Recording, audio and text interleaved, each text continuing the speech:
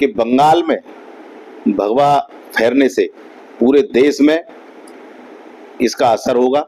2027 में उत्तर प्रदेश के चुनाव में भी इसका असर होगा। पूरे देश का हिंदू बंगाल में भाजपा की सरकार बनने के बाद पूरे देश का हिंदू एकजुट हुआ है और उसका असर 27 में भी देखने को मिलेगा और 29 में भी देखने को मिलेगा। और मैं तो ये कहूँगा कि बंगाल की धरती पर जनसंघ के संस्थापक डॉक्टर श्यामा प्रसाद मुखर्जी की भूमि पर अटल जी के सपने को, जैसा कि अटल जी ने कहा था कि अंधेरा छटेगा, सूरज उगेगा और कमल खिलेगा, भारतीय जनता पार्टी के यशस्वी प्रधानमंत्री नरेंद्र मोदी जी ने, केंद्रीय नेतृत्व ने और बंगाल के कार्यकर्ताओं ने उस सपने को साकार किया है। 2027 का चुनाव पुनः 2017 की तर्ज पर होगा और 325 प्लस सीटें भारतीय जनता पार्टी को मिलेंगी। स्पष्ट बहुमत की सरकार 2027 में भारतीय जनता पार्टी की बनेगी। नमस्कार, आप देख रहे हैं अपनी मथुरा न्यूज में, हूं आपके साथ में प्रतीक चतुर्वेदी। देखिए, जिस प्रकार से बंगाल में ऐतिहासिक जीत हुई है भाजपा की, तो उसके बाद में सभी कार्यकर्ताओं में एक जोश, एक उमंग दिखाई दे रही है। तो उसी में आज वार्ता करने के लिए हमारे साथ में मौजूद है भाजपा के महानगर अध्यक्ष राजू यादव जी। जिस प्रकार से लगातार संगठन की मजबूती के लिए कार्य करते हैं और लगातार कार्य करते ही रहते हैं, तो उसी में जब भाजपा की बंगाल में ऐतिहासिक जीत हुई है, जानेंगे क्या कहेंगे उसको लेकर जी। सबसे पहले तो मैं आपके चैनल के माध्यम से सभी देशवासियों को और बंगाल की जनता को, बंगाल के कार्यकर्ताओं को भारतीय जनता पार्टी के द्वारा यशस्वी प्रधानमंत्री नरेंद्र मोदी जी के नेतृत्व में गंगोत्री से लेकर और गंगा सागर तक भगवा फहराया गया है, उसके लिए बहुत बहुत बधाई और हार्दिक शुभकामनाएं देता हूं। और बंगाल की अगर बात करें हम, तो ममता ने जो हाल बंगाल का कर रखा था, वहाँ सिर्फ तुष्टीकरण की राजनीति हो रही थी। घुसपैठियों के माध्यम से उनके आधार कार्ड बनवाकर, उनके वोट बनवाकर बांग्लादेशियों को एक बहुत बड़ी, बंगाल और बांग्लादेश की सीमा पर ममता ने घुसपैठियों को जो है बंगाल में घुसाने के लिए, वहाँ बसाने के लिए उनके आधार कार्ड बनवाए, उनके वोटर लिस्ट में नाम चढ़वाए और एक बहुत बड़े हिस्से की वहाँ बैरिकेड केंद्र सरकार को हठधर्मी के द्वारा नहीं करने दी, जिससे कि बांग्लादेशियों को वहाँ वोटर बनाया जा सके। और ये सारी चीजें जब चुनाव आयोग के द्वारा बंगाल में एसआईआर कराया गया, तो उस एसआईआर के माध्यम से जितने भी घुसपैठिए थे और जितने भी फर्जी वोटर थे, वह वहाँ की वोटर लिस्ट से लगभग 65 लाख वोट कटे, क्योंकि उन 65 लाख वोटों का फर्जी मतदान कराकर लगातार 3 बार से वो अपनी सरकार बना रही थी। इस बार पूरा हिंदू एकजुट हुआ और ममता के भय को न मानते हुए, उसके गुंडों के भय को न मानते हुए उन्होंने 95% तक मतदान किया और भारतीय जनता पार्टी की स्पष्ट बहुमत की सरकार बनाई। अब बंगाल भी देश के अन्य राज्यों के साथ डबल इंजन की सरकार बंगाल में बन गई है। अन्य राज्यों की तरह बंगाल में भी विकास की गंगा बहेगी और बंगाल भारत के अग्रणी राज्यों की भूमिका में रहेगा।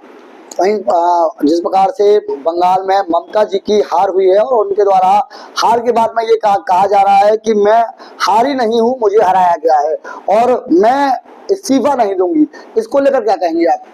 देखिए, ये ममता की बौखलाहट है। कभी ऐसा होता है, कहीं हुआ है? देखिए, हार अगर आपकी हुई है, जनता ने आपको जनादेश नहीं दिया है, तो आपको अपनी हार को स्वीकार करना चाहिए और संविधान के तहत जो व्यवस्था है उनका पालन करना चाहिए।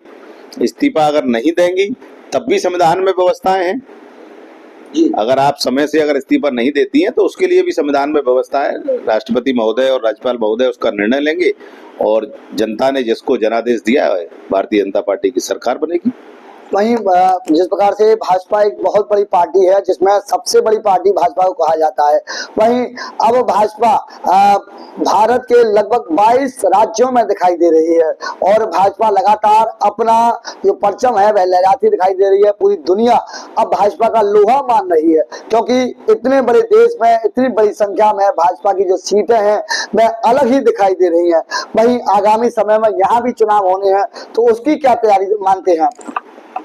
देखिए, भारतीय जनता पार्टी एक राजनीतिक संगठन होने के साथ साथ भारतीय जनता पार्टी का प्रत्येक कार्यकर्ता जनता के बीच में रहता है। वो जन कल्याणकारी योजनाओं को लेकर जनता के बीच में सातों दिन 24 घंटे रहता है। ये निश्चित तौर पर जो आपने पूछा है बिल्कुल ठीक बात है कि बंगाल में भगवा फहरने से पूरे देश में इसका असर होगा। 2027 में उत्तर प्रदेश के चुनाव में भी इसका असर होगा। पूरे देश का हिंदू बंगाल में भाजपा की सरकार बनने के बाद पूरे देश का हिंदू एकजुट हुआ है और उसका असर 27 में भी देखने को मिलेगा और 29 में भी देखने को मिलेगा। और मैं तो ये कहूँगा कि बंगाल की धरती पर जनसंघ के संस्थापक डॉक्टर श्यामा प्रसाद मुखर्जी की भूमि पर अटल जी के सपने को, जैसा कि अटल जी ने कहा था कि अंधेरा छटेगा, सूरज उगेगा और कमल खिलेगा, भारतीय जनता पार्टी के यशस्वी प्रधानमंत्री नरेंद्र मोदी जी ने, केंद्रीय नेतृत्व ने और बंगाल के कार्यकर्ताओं ने उस सपने को साकार किया है और बंगाल में भगवा फहराया है। वहीं जिस प्रकार से उत्तर प्रदेश के मुख्यमंत्री योगी आदित्यनाथ जी का वहां रैली हुई, वहां दौरा हुआ और तमाम हिंदू उनको देखकर एक अलग ऊर्जा के साथ में दिखाई दे रहे थे। वहीं जब वहां भाजपा ने परचम लहराया है तो आगामी समय में यहाँ क्या मुद्दे रहेंगे यहाँ जीत के लिए? देखिए, उत्तर प्रदेश तो अग्रणी राज्यों की श्रेणी में पहले से है ही है। जब से उत्तर प्रदेश में मुख्यमंत्री योगी आदित्यनाथ जी के नेतृत्व में भारतीय जनता पार्टी की सरकार 2017 से बनी है, तो आप उसका आकलन करके देखिए कि 17 से पहले उत्तर प्रदेश की दिशा और दशा क्या थी और 17 के बाद उत्तर प्रदेश की दिशा और दशा क्या है। आज उत्तर प्रदेश देश के अग्रणी राज्यों में की गिनती में है। उत्तर प्रदेश से गुंडा राज बिल्कुल समाप्त है। भयमुक्त शासन भारतीय जनता पार्टी के नेतृत्व में योगी आदित्यनाथ जी दे रहे हैं।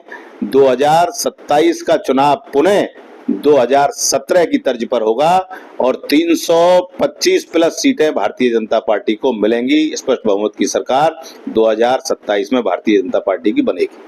वहीं जिस प्रकार से आप मथुरा के महानगर अध्यक्ष हैं और लगातार आपकी मथुरा में सभाएं होती रहती हैं, तो मथुरा में कई ऐसे मुद्दे हैं जिन पर जनता अभी नाखुश है, तो उन पर किस प्रकार से कार्य होगा? नहीं, मैं नहीं समझता कि ऐसा कोई ज्वलंत मुद्दा मथुरा में हो जिससे कि जनता नाखुश हो। छोटी मोटी समस्याएं होती हैं और वो हमारे संज्ञान में और हमारे जनप्रतिनिधियों के संज्ञान में वो समस्याएं आती हैं तो उनका समाधान भी किया जाता है।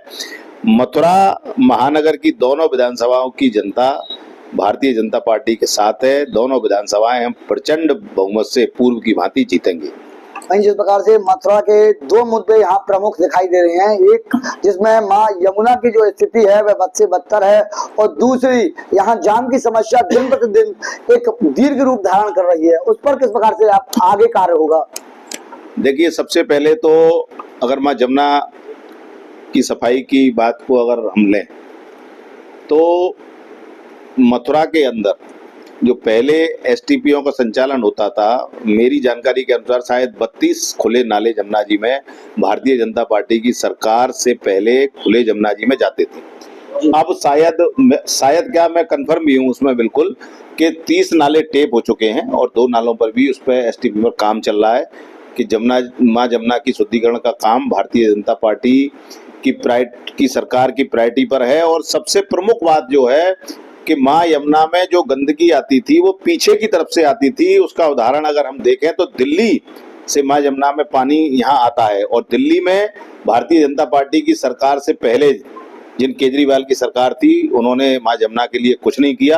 भारतीय जनता पार्टी की सरकार दिल्ली में बनने के बाद लगातार माँ यमुना की सफाई का काम हो रहा है और उसका असर आने वाले वर्षों में आपको दिल्ली से लेकर मथुरा आगरा आगे तक दिखेगा और माँ यमुना का जल बिल्कुल शुद्ध और आचमन लेने लायक होगा। उस पर लगातार भारतीय जनता पार्टी संकल्पबद्ध है माँ यमुना की सफाई के लिए।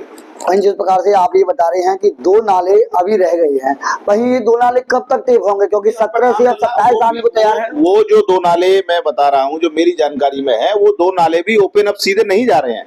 उनका ट्रीटमेंट हो रहा है, पहले उस जल का ट्रीटमेंट हो रहा है। पहले ओपन, आप समझिए कि 32 नाले खुले माँ यमुना में जाते होंगे, जब गंदगी का क्या हाल होगा। आज लगभग पूर्णतः नालों पर टेपिंग कर दी गई है, नाले बंद हैं, आगे उन पर काम चल रहा है बहुत जल्दी ही। और घाटों का तो आप पुनर्निर्माण हो ही रहा है, आप देख रहे हैं। और बहुत जल्दी ही मां जमुना में शुद्ध जल आपको देखने को मिलेगा। और अभी भी हमारा प्रयास रहता है कि जो भी तीज त्योहार होते हैं हमारी सरकार उसमें व्यवस्था करती है, निगम उसमें व्यवस्था करती है कि मां जमुना में आने वाले श्रद्धालुओं के लिए अच्छे जल उपलब्ध उनको हो। वहीं जिस प्रकार से मैंने बात की आपसे दूसरे मुद्दे जाम के मुद्दे को लेकर, तो उस पर किस प्रकार से आगे कार्य होगा? देखिए, जाम का मैं जहाँ तक समझता हूँ और मैंने जो आकलन किया है कि मथुरा बहुत पुराना शहर है, ठीक है, पूरा स्ट्रक्चर बदलने में समय लगेगा, उसमें लगातार काम भी हो रहा है। और मुख्य क्या है कि मथुरा और वृंदावन दोनों में ही श्रद्धालुओं की संख्या, अधिकतम संख्या यहाँ प्रतिदिन, मतलब मैं समझता हूँ लाखों की संख्या में 2 से 1.5-2 लाख यात्री मथुरा में प्रतिदिन आता है जी। और इसमें अभी इजाफा हुआ है। कोविड से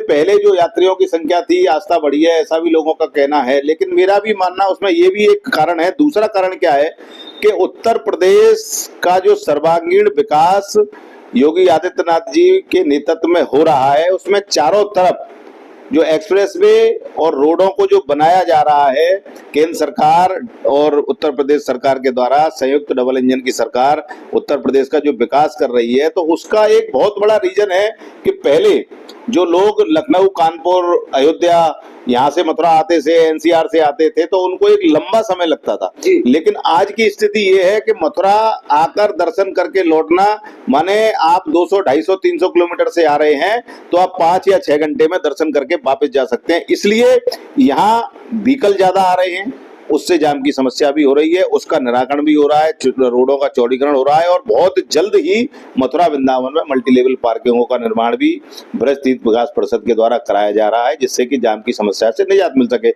बेसिकली हमारा शहर पुराना है, नया शहर जहाँ बस रहा है वहाँ जाम की समस्या कम है और जिस शहर में लगभग 2 लाख के आसपास श्रद्धालु डेली आता होगा, उसमें आप समझिए वाहनों की संख्या कितनी होगी।